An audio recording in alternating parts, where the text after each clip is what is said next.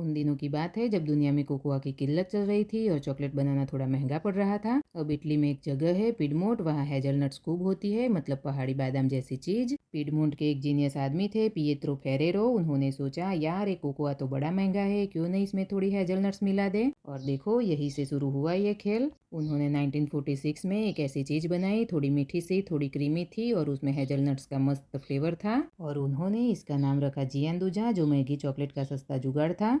अब कहानी में एंट्री होती है पिएत्रो के बेटे मिसेल फेरेरो की। ये बंदा तो और भी शातिर निकला। उसने सोचा पापा ने ठीक किया, लेकिन इसे और भी मक्खन जैसा और भी फैलाने लायक क्यों न बना दे। और उसने दिन रात एक करके उस पेस्ट को और भी स्मूथ और स्प्रेड करने लायक बनाया। और फिर आया वो जादुई साल 1964। मिसेल फेरेरो ने इसे नए अवतार वाले चॉकलेट हेजलनट स्प्रेड को एक ऐसा नाम दिया जो पूरी दुनिया में छा गया, और वो था न्यूटेला। और फिर क्या हुआ ये तो आप सबको पता ही है। रोटी, पैनकेक, टोस्ट, हर चीज़ का स्वाद न्यूटेला ने बढ़ा दिया। तो आप भी बनाइए, खाइए और पैसे बचाइए। और हाँ, सब्सक्राइब करना बिल्कुल ना भूलिए।